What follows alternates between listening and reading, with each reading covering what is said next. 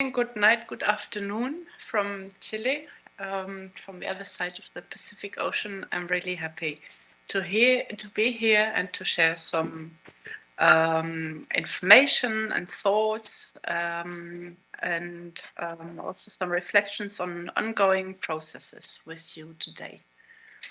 So I would like to talk about what we are currently doing within the board of the International Committee for the Conservation of Industrial Heritage, TICCIH. And I've structured my presentation into 6 major points. So I will start talking about what is actually TICCIH and how it came into being. Then the great challenge of TICCIH becoming a truly global organization. And of course, also some critical reviews we are currently discussing, which come from many continents around the world. As I'm currently living in Latin America, I will speak in a little bit more detail about some cases here in Chile and in Latin America, and then hop over to Europe again before concluding on some key critiques and challenges that we may discuss further. And yes, so let's start. The title of my presentation is a critical review of the Nizhny Tagil Charter, which was published in 2003. There are many other charters and declarations on the specific conservation of industrial heritage as a very specific type within cultural heritage. And you can find all that, of course, on TICCIH's internet website. So I think it's always a practical thing to show you where you can find the information. I have a final sheet also where I have put some more information and some bibliographic references, so in order you can check back at a later stage, specifically given that English is not my mother language and Chinese less. So that's a useful tool. So we have the Nizhny Tagil Charter on the industrial heritage here in different languages. The charter was published and ratified at the General Assembly of TICCIH in the year 2003, which was held in Russia, and it was drafted before by the then editor of the TICCIH Bulletin on a draft which came from Scotland, and it was structured in these 7 major points. So a definition of what is actually understood by industrial heritage, the values of industrial heritage, the importance of identification and recording and research on industrial heritage, legal protection as a great issue, of course, maintenance and conservation, education and training, presentation and interpretation. Yes, the background of the need for this charter was that then, at that moment, 2003, industrial heritage was not yet that much considered actually part of cultural heritage, so there was a real need to set up some guiding principles, and that was the big success of this charter until today, that this was a first internationally drafted charter on the specificities of industrial heritage. Although it, of course, came from the European context, of the 70s, when Europe, and particularly Western Europe, suffered great strikes of deindustrialization due to the global shift of industrial production to other parts of the world. And in the regions, and we will have some further information on the Ruhr region by my dear German colleague after my speech, there was a huge need to know what to do with all these changes and what to do with the sites and how to give orientation to people for the future. So it was in the European context that all this started, and even TICCIH came into being also with the first Congress held in Iron Bridge in 1973. We have also more declarations and charters. There's, for example, the joint ICOMOS and TICCIH principles for the conservation of industrial heritage sites and structures and areas and landscapes. This is from 2011. There's already some more reflection in there on the different scales of sites, not only on buildings as such, but also on structures and infrastructures and landscapes. So you can see that there has been an evolution also. And there has been even a best practice handbook published by TICCIH in 2012, which is this one. So all this is now a lot of years ago, of course. The Nizhny Tagil Charter had its 20th birthday last year.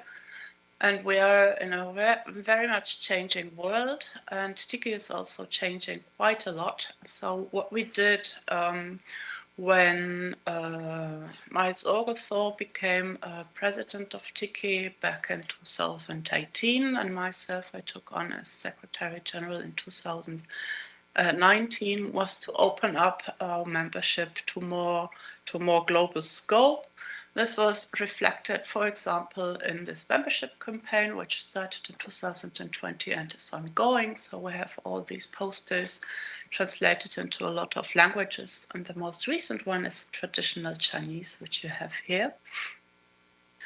And well, I have already said that TICCIH came into being from Western European contexts and then stretched around the world.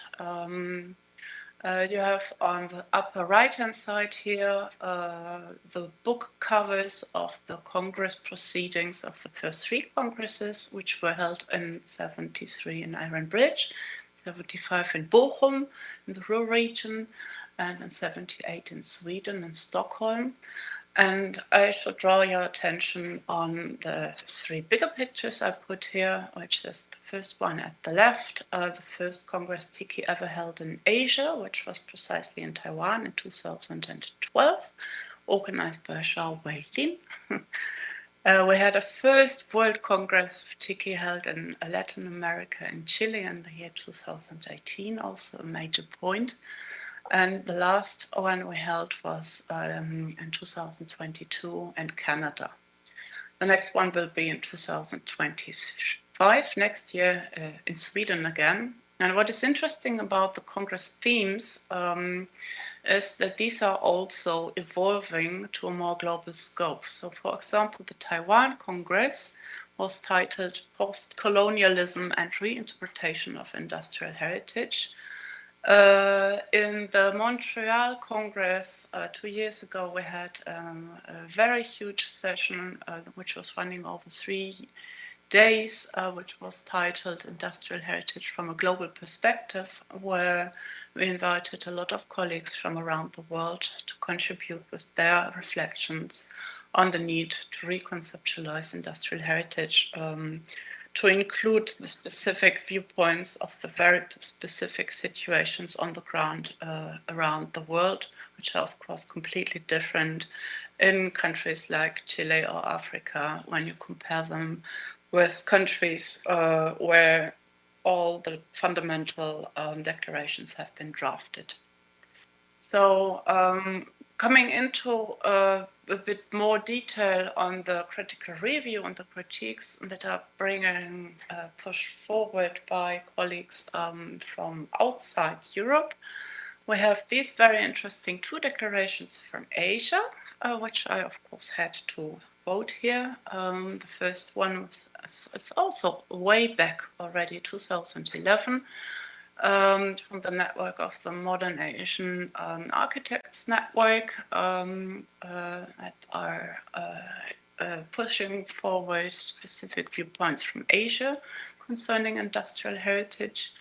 And we also have the declaration of ANIH, which was signed in the context of the World Congress in 2012 in Taiwan.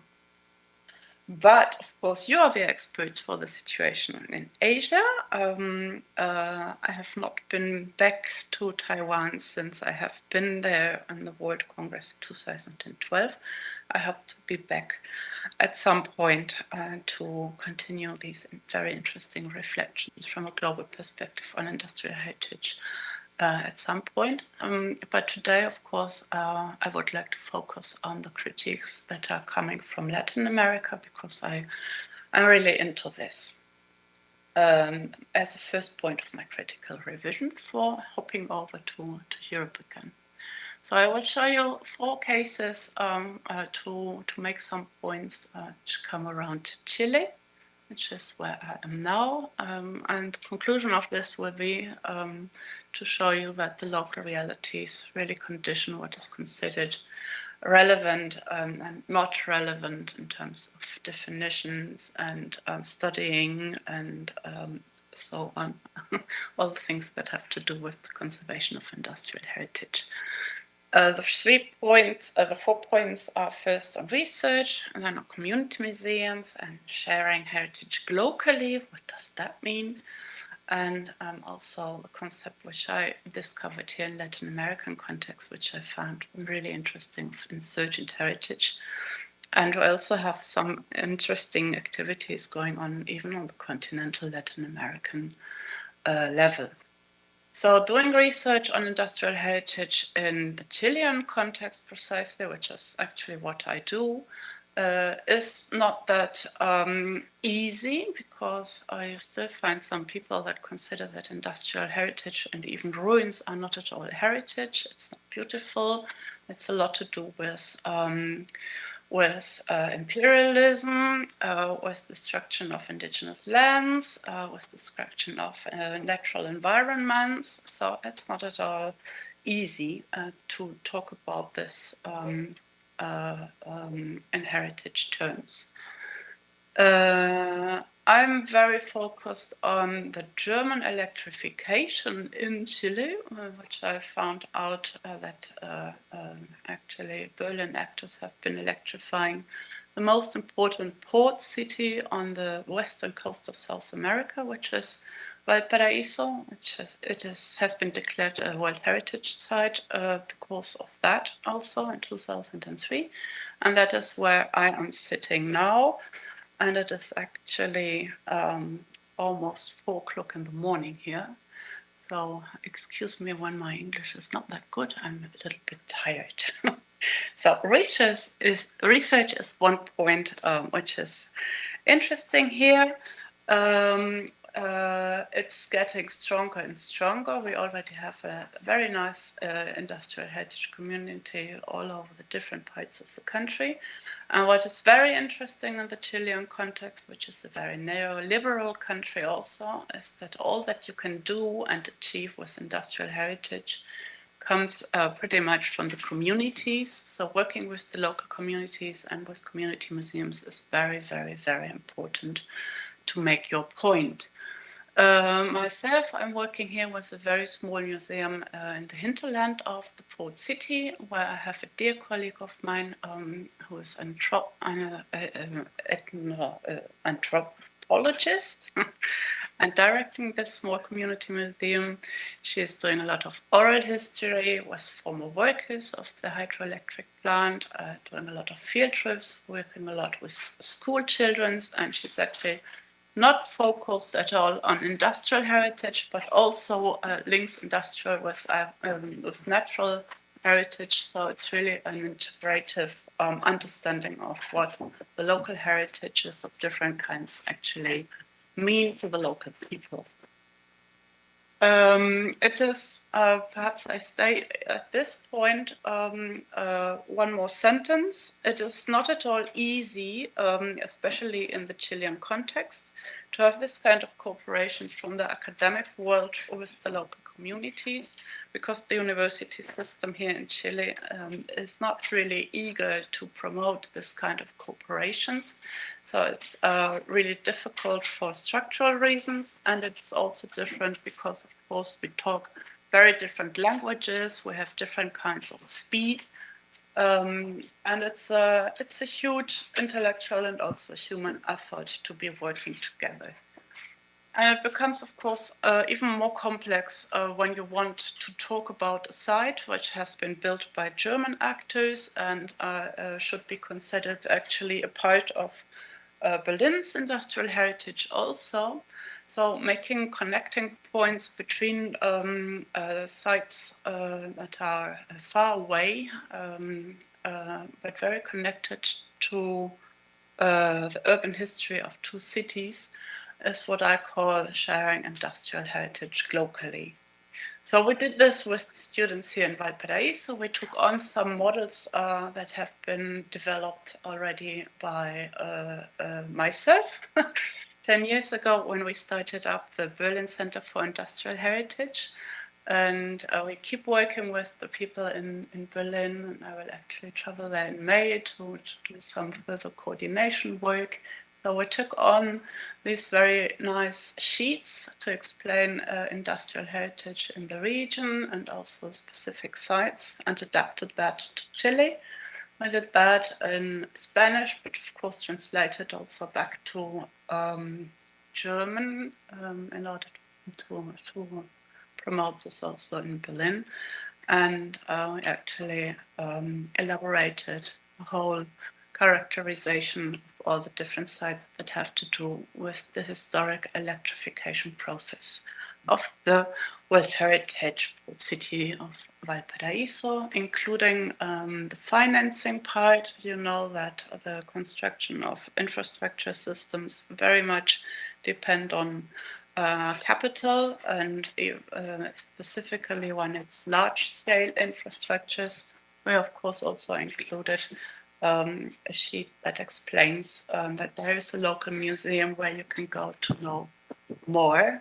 And we also managed to get some funding to write a book together between the museum and the university, combining the local history and the local oral memory with the research being done on the history of electrification, specifically on this case. And this allowing us to talk about sites that are actually not in the city center, but outside of the city center.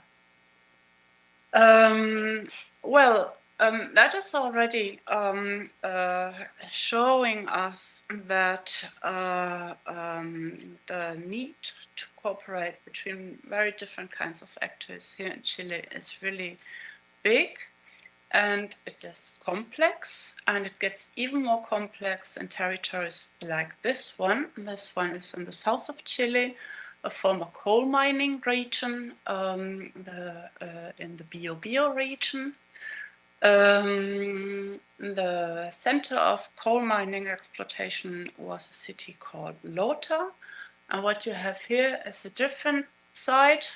This is where all the railway infrastructure was being built into what was formerly untouched indigenous lands.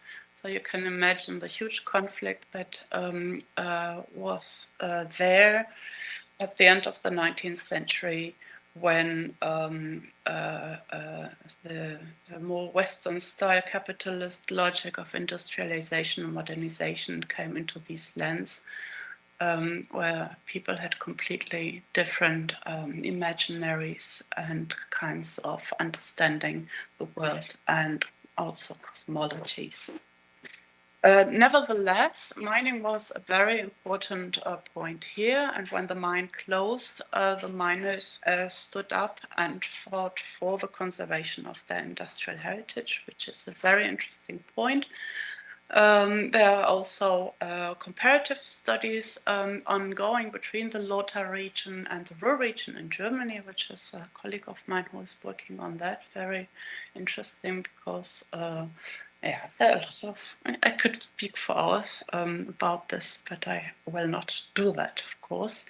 But what is an interesting point about how industrial heritage is done in this coal mining region of Lota in the south of Chile is that the the people, and particularly the women who stood up to fight for the conservation of their mining heritage, is that they openly want to talk about all the bad things and the suffering they have been living as miners, as workers, but specifically also as women in a context that was very male dominated. And this is what they come up with, this beautiful work doing together with also young research who work with the local communities. We have been organizing a congress last October in Lota to talk about the World Heritage nomination they are preparing. They are already on the tentative list for UNESCO World Heritage. So we listened to them and helped a little bit with some recommendations. Well, and that's a little bit the situation in Chile and the main points that are ongoing in the discussion and where I learn a lot from. And in parallel, on the Latin American continental level, we started a project from TICCIH with one of our commissions in order to map industrial heritage around Latin America and the Caribbean. In a collaborative and open source way, where a lot of young people who are researching on industrial sites joined in. And here again, discussions are ongoing on specific points where colleagues tell us that they are not at all happy with some of the definitions and recommendations that are in the Nizhny Tagil Charta or other guidelines. So hopping back to the European context, I'm struggling here with my dog. I'm so sorry for this. I hope you can't hear that. Yes, keeping my attention a little bit away. So hopping back to Europe,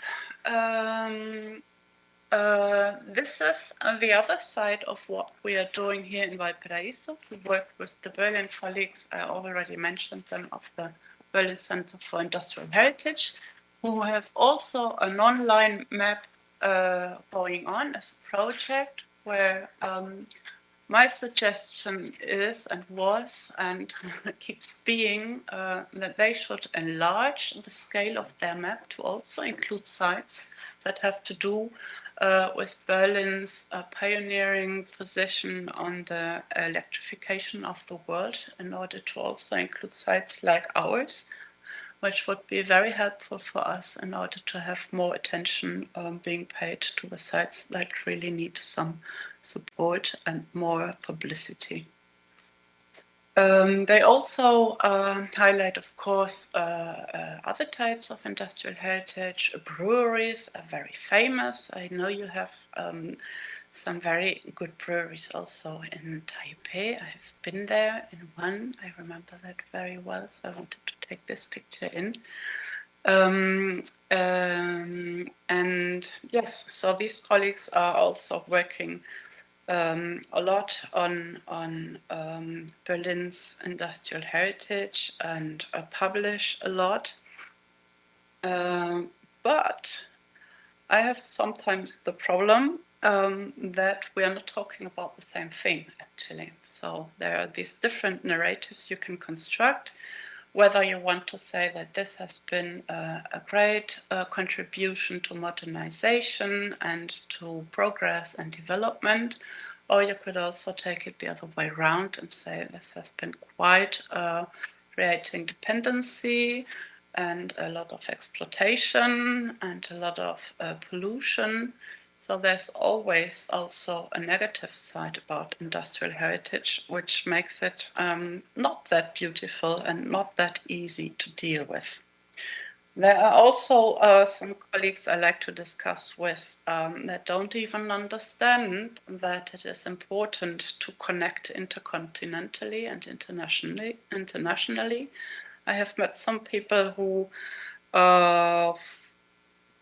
keeps saying that Berlin can perfectly be explained from the inside, which I think is a very difficult statement, because Berlin actually, from my point of view, can only be understood properly if you go back to the moment when Berlin came into being as a big industrial metropolis due to the unification of the German Empire and also due to the Second Industrial Revolution, which actually leads back to the electrification of the world and the pioneering role Berlin had in this. So the big success of Berlin as a city and a growing city and a very rapidly developing city would not have been possible without these global interconnectedness and the circulation of goods and productions and patents and people and experts and technicians and engineers.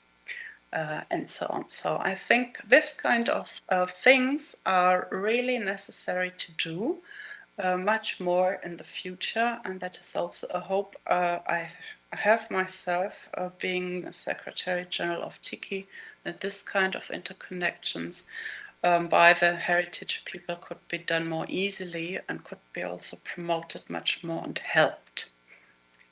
Also in Berlin, it is interesting that there are a lot of initiatives that started to know each other thanks to the work being done by the Berlin Center for Industrial Heritage. For example, in the former AEG factories outside the traditional city center here in Schöneweide, there is a small NGO working on this.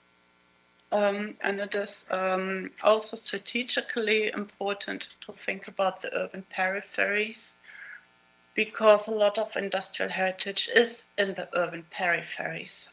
So it's perhaps easier to reconvert and revitalize an industrial heritage site in a city context, because there are more people interested in investing money and so on. But it is not that evident in parts that are peripheral, difficult to reach, and so on. And that is also why TICCIH as an organization is not only interested in helping with World Heritage nominations, but also interested in working with local NGOs and people who are fighting a very tough fight for the conservation of their heritage. So, resuming, because I feel I already talked a lot and I don't want to waste the time of my colleague who comes after me. Resuming some key critiques and challenges we have ahead, I would say the current key debates turn around the redefinition of theory, of concepts, of methods. There is a revindication that all this has to be situated, that best practices have to be defined from the grounds, and that actually the Nizhny Tagil Charter should be rewritten or even written anew as a new charter for industrial heritage preservation in the 21st century. The main points that we are discussing is the definition of the Industrial Revolution as such, where a lot of particularly Latin American colleagues state that this is a very Eurocentric concept, that the statement of the classic statement coming from England that the Industrial Revolution would have been invented in England and then spread the world is really contested.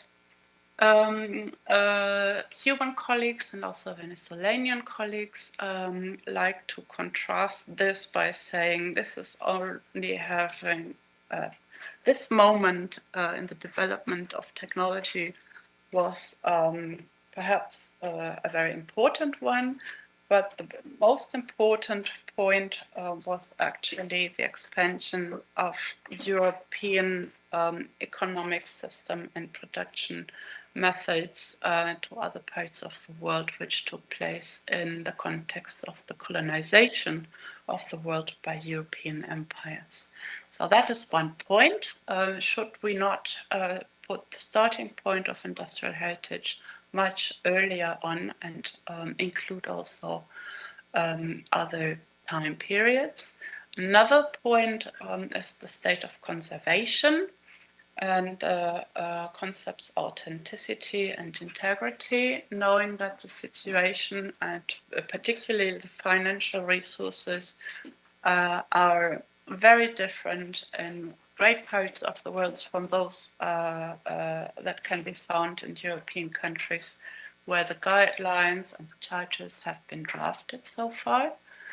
So you could also even talk about something like a heritage imperialism, where only countries that have enough money to conserve their industrial heritage will have the possibility to celebrate their industrial heritage, while others are obliged to just let it go and fall into ruins. So that causes a kind of imbalance and inequity between the different world regions.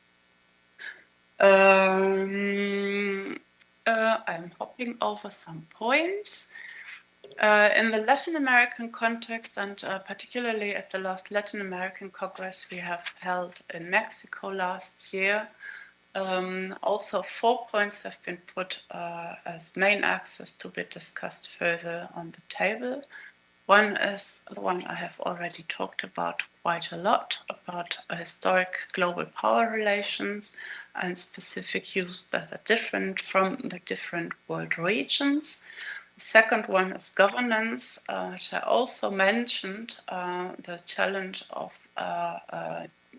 working together with a lot of different kinds of actors from the universities, from the public administration, from the civil society. So how do you manage to set up a network of stakeholders in order to guarantee a conservation of your sites? A third point is gender in an historic perspective concerning the role of women in industrial production, but also in current contexts where we see that a lot of the people who are fighting from the ground for their protection of their heritage are in fact women that are not paid, are very badly paid for that kind of very important cultural work they are doing. Well, and of course, climate change and sustainability is also a major point